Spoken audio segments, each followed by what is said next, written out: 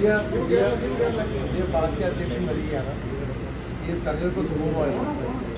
തീർച്ചയായിട്ടും ഞങ്ങൾ സംസ്ഥാന കോർ ഗ്രൂപ്പ് യോഗം ചേർന്നു. പാർട്ടിയുടെ ദേശീയ നേതൃത്വത്തിൻ്റെ അഭിപ്രായങ്ങൾ കൂടി ഞങ്ങളുടെ മുൻപാകെ വെച്ചു.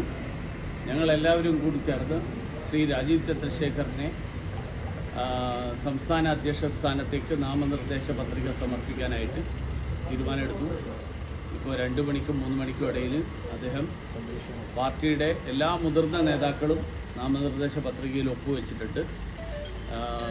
അവരുടെ എല്ലാവരുടെയും നിർദ്ദേശത്തോടു കൂടിയിട്ടുള്ള നാമനിർദ്ദേശ പത്രികയായിരിക്കും ശ്രീ രാജീവ് ചന്ദ്രശേഖറിന് സമർപ്പിക്കാൻ പോകുന്നത്.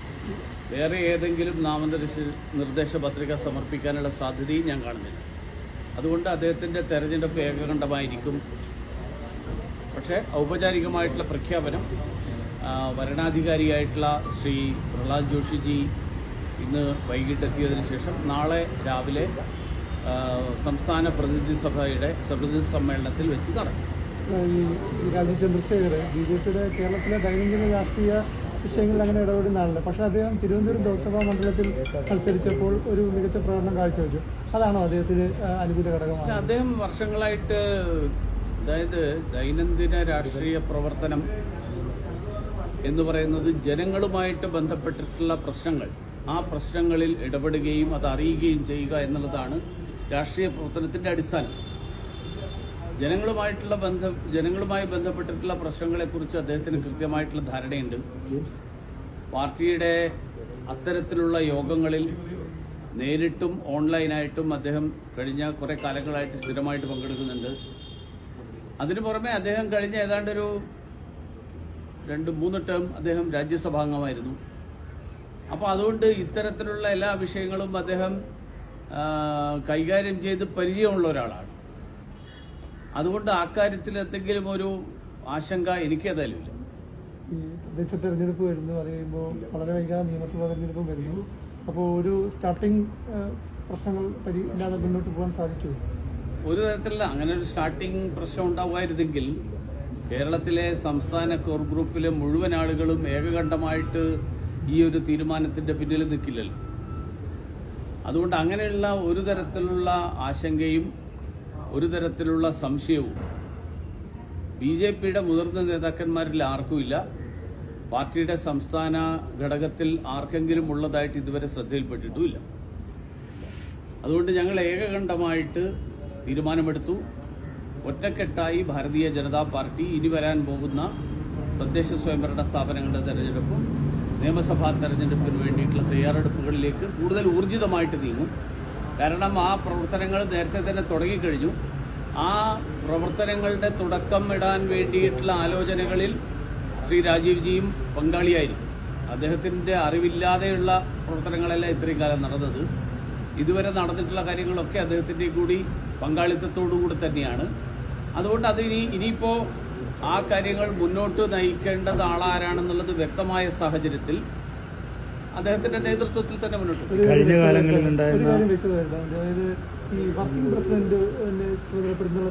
BJPയുടെ ഭരണഘടനയിൽ അങ്ങനെ ഒരു കാര്യമില്ല. മാത്രമല്ല ഞങ്ങളുടെ ഇന്നത്തെ ചർച്ചയിൽ അങ്ങനെ ഒരു ആലോചനയോ നിർദ്ദേശമോ അഭിപ്രായമോ ആവശ്യമോ ആരും ഉന്നയിച്ചിട്ടില്ല.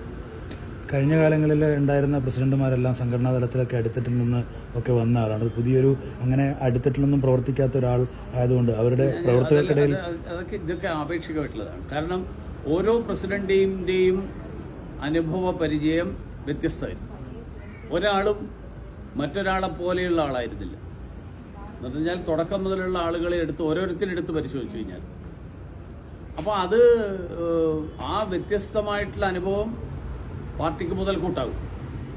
മാത്രമല്ല ഈ പ്രസിഡന്റ് ഇപ്പോൾ പുതിയതായിട്ട് ഒരാൾ പ്രസിഡന്റ് ആവുന്നു എന്നുള്ളതിനർത്ഥം ഇതുവരെ ഉണ്ടായിരുന്ന പ്രസിഡന്റുമാരുടെ പ്രവർത്തനങ്ങളുടെ അനുഭവവും അവരെല്ലാവരും ഇപ്പോഴും സജീവമായിട്ട് രംഗത്ത് നിൽക്കുന്ന ആൾക്കാർ എന്നുള്ള നിലയിൽ അവരുടെ എല്ലാവരുടെയും അനുഭവ പരിചയം ഒരുമിച്ച് കൂട്ടായിട്ടുള്ള ഒരു പ്രവർത്തനത്തിന് ശക്തി പകരും എന്നുള്ളത് തന്നെയാണ് എൻ്റെ അഭിപ്രായം. പുതിയ കാലത്ത് അതിന് അനുസൃതമായ ഒരു പ്രസിഡന്റാണ് വരുന്നത്. തീർച്ചയായിട്ടും അദ്ദേഹത്തിന്റെ സാങ്കേതിക മേഖലയിലെ വൈദഗ്ധ്യവും മാനേജ്മെന്റ് മേഖലയിലുള്ള വൈദഗ്ധ്യവും ആ വൈദഗ്ധ്യം ഒരുപക്ഷെ BJPക്ക് ഇതുവരെ ഇല്ലാതിരുന്ന ഒരു പുതിയൊരു മാനം. ആ മാനം കൂടി അദ്ദേഹത്തിന് BJP-യിലേക്ക് സംഭാവന ചെയ്യാൻ കഴിയുമെന്നുള്ള ഒരു പ്രതീക്ഷ തന്നെയാണ്. ഇപ്പോൾ മുരളീധരനാണെങ്കിലും കേസരിയിലും താഴെത്തട്ടിൽ പ്രവർത്തകർക്കിടയിൽ പ്രവർത്തിച്ച ശേഷം കേന്ദ്ര നേതൃത്വത്തിൽ സംസ്ഥാന നേതൃത്വത്തിലേക്ക് വരികയാണ്. അപ്പോൾ ഇദ്ദേഹത്തെ സംബന്ധിച്ച് അദ്ദേഹം താഴെത്തട്ടിൽ പ്രവർത്തകർക്ക് അങ്ങനെ പ്രവർത്തിക്കുകയോ അല്ലെങ്കിൽ സമരത്തിൽ പങ്കെടുക്കുകയോ അങ്ങനെ രീതിയല്ല. അപ്പോൾ അത് പ്രവർത്തകരെ ഇന്നത്തെ കാലഘട്ടത്തിൽ അദ്ദേഹം ലോക്സഭാ തെരഞ്ഞെടുപ്പിൽ മത്സരിച്ചു. ലോക്സഭാ തെരഞ്ഞെടുപ്പിൽ അദ്ദേഹം ചുരുങ്ങിയ ദിവസങ്ങൾക്കകം എല്ലാവരുമായിട്ടും അദ്ദേഹത്തിന് കണക്ട് ചെയ്യാൻ സാധിച്ചു. അഥവാ അങ്ങനെ ഒരു ചെറിയൊരു ന്യൂനതയുണ്ട് എന്ന് നിങ്ങൾക്ക് തോന്നുന്നുണ്ടെങ്കിൽ അത് പരിഹരിക്കാനുള്ള മാർഗം പാർട്ടിക്കുണ്ട്, അദ്ദേഹത്തിനുണ്ട്. അല്ലെ ഇങ്ങനെ പുതുമുഖമായിട്ട് വന്ന ആളാണ് ശശി തരൂർ. ശശി തരൂരിനെ തിരുവനന്തപുരം സ്വീകരിച്ചു. പക്ഷെ സംഘടനാ തലത്തിൽ അത് വേറൊരു പ്രവർത്തന രീതിയല്ലേ? അല്ല, സംഘടനാ തലത്തിൽ ശശി തരൂരിന്റെ ആയിട്ട് ഞാൻ താരതമ്യം ചെയ്യില്ല. ശശി തരൂർ തിരുവനന്തപുരത്ത് അധികം നിൽക്കാത്ത ഒരാളാണ്. രാജീവ്ജി അങ്ങനെ ആയിരിക്കും എന്നുള്ള അഭിപ്രായം. അദ്ദേഹം കേരളത്തിലുണ്ട്. പാർട്ടിയിൽ ഇപ്പോൾ തന്നെ പാർട്ടിക്കകത്ത് രാജീവ് വരുന്നതിനകത്ത് വിയോജിപ്പുകൾ ഉയർന്നുവരാൻ സാധ്യത കാണുന്നുണ്ട്. പാർട്ടി ആര് കാണുന്നു? പാർട്ടി കാണുന്നുണ്ടോ ഈ പാർട്ടിക്കകത്ത് ഞാൻ ഇത്രയും നേരം പറഞ്ഞതൊന്നും കേട്ടില്ല. അതുകൊണ്ടാണ് ചോദിക്കുന്നത്, ഏതെങ്കിലും തരത്തിലുള്ള വിയോജിപ്പുകൾ താഴെ തട്ടി ഉയർന്നുവരാൻ സാധ്യതയുണ്ടോ? അങ്ങനെ പാർട്ടി അങ്ങനെ ഒരു കാര്യം ഞങ്ങളുടെ കൂട്ടത്തിൽ ആർക്കും ഇതുവരെ തോന്നിയിട്ടില്ല, എന്റെ ശ്രദ്ധയിൽപ്പെട്ടിട്ടില്ല. കുറെ ആളുകള് അങ്ങനെ ഒരു പ്രതീക്ഷയില്ല. പ്രതീക്ഷയുള്ള കുറെ ആൾക്കാരുണ്ടായിരുന്നു, അങ്ങനെ ഒരു പേരൊക്കെ പുറമേ വന്നിരുന്നു. അങ്ങനെയല്ല, അതായത് ഭാരതീയ ജനതാ പാർട്ടി രാഷ്ട്രീയ പ്രവർത്തകരൊക്കെയുള്ള പാർട്ടിയല്ലേ. എല്ലാ രാഷ്ട്രീയ പാർട്ടിയിലും രാഷ്ട്രീയ പാർട്ടികളിൽ പ്രവർത്തിക്കുന്ന ആളുകൾക്ക് രാഷ്ട്രീയമായിട്ടുള്ള താല്പര്യങ്ങളും ആഗ്രഹങ്ങളും ഉണ്ടാവും. പക്ഷെ ഞങ്ങളെല്ലാവരും പ്രവർത്തിക്കുന്നത് ഒരു പദവി കിട്ടാൻ വേണ്ടിയിട്ടല്ല, പകരം ഒരു പ്രത്യയശാസ്ത്രത്തിന്റെ അടിസ്ഥാനത്തിൽ ആ പാത പിന്തുടർന്നുകൊണ്ട് ജനങ്ങൾക്ക് അതിന്റെ പ്രയോജനം കിട്ടാൻ വേണ്ടിയിട്ടാണ്. അതാണ് ആ ലക്ഷ്യത്തോടുകൂടി പ്രവർത്തിക്കുന്നവരാണ് എന്നുള്ളത് കൊണ്ട് അത് നയിക്കാൻ ഓരോ കാലത്ത് പാർട്ടിയുടെ പൊതു താല്പര്യം പരിഗണിച്ചുകൊണ്ടുള്ള ഒരാളെ തീരുമാനിക്കും. അത് ഞങ്ങൾക്ക് കൂടി തന്നെയാണ് തീരുമാനിച്ചത്. ഞങ്ങൾ ആരുടെയെങ്കിലും വിയോജിപ്പോടുകൂടിയാണ് തീരുമാനിച്ചതെങ്കിൽ അറ്റ്ലീസ്റ്റ് ഈ ചോദ്യത്തിനൊരു പ്രസക്തിയുണ്ട്. ഞങ്ങളെല്ലാവരും കൂടി ഒറ്റക്കെട്ടായിട്ട് എടുത്ത തീരുമാനം, ആ തീരുമാനം കേരളത്തിന്റെ സാഹചര്യത്തിൽ ഏറ്റവും ഉചിതമായിട്ടുള്ള തീരുമാനമാണ് എന്ന് ബോധ്യമായതുകൊണ്ടാണ് എടുത്തത്. ആദ്യം സംസാരിച്ചപ്പം രാജീവ് ആണ് നയിക്കുക, മറ്റാരും നോമിനേഷൻ കൊടുത്തേക്കില്ല എന്നാണ് പറഞ്ഞത്. കൊടുക്കില്ല ഉറപ്പിച്ച് പറഞ്ഞത്, അതാണ് ചോദിക്കുന്നത്. കൊടുത്തേക്കില്ല എന്ന് പറഞ്ഞാൽ ഞങ്ങൾ ഒപ്പിട്ടിട്ടുള്ളത് രാജീവ് ചന്ദ്രശേഖർജിയുടെ അത് മാത്രമാണ്. 3 മണിക്ക് മുമ്പ് നാമനിർദ്ദേശ പത്രികയുടെ അർത്ഥം എന്താ? വേറെ ആരും കൊടുക്കാൻ പാടില്ല എന്നല്ലല്ലോ. 3 മണിക്ക് പറയാൻ വന്നു കഴിഞ്ഞാൽ ഞാൻ പറഞ്ഞ വാക്കിന്റെ ആ വാക്കിന് കേവൽ അതിന്റെ ഗ്രാമർ അനുസരിച്ചിട്ടുള്ള അർത്ഥം കണ്ടോ, രാഷ്ട്രീയമായിട്ടുള്ള വേറെ അർത്ഥം. അദ്ദേഹം ഡെയിലി ആക്റ്റീവ് പൊളിറ്റിക്സിൽ നിൽക്കേണ്ട ആളാണ്. അപ്പോൾ സ്വാഭാവികമായിട്ട് അദ്ദേഹം ഒരു സക്സസ്ഫുൾ ആയിട്ടുള്ള വ്യവസായം. ഞാൻ പറയട്ടെ, നിങ്ങളിപ്പോൾ നോമിനേഷന്റെ ഘട്ടത്തിൽ എത്തിയിരിക്കുകയാണ്. അദ്ദേഹം നാമനിർദ്ദേശ പത്രിക കൊടുക്കും. നാളെ അദ്ദേഹം ഔപചാരികമായിട്ട് പ്രസിഡന്റായിട്ട് പ്രഖ്യാപിക്കപ്പെടും. അത് കഴിഞ്ഞ് പ്രവർത്തനം വരുമ്പോൾ നിങ്ങൾക്ക് നേരിട്ട് കാണാൻ പറ്റും ഈ സംശയങ്ങളൊക്കെ അതോടുകൂടി.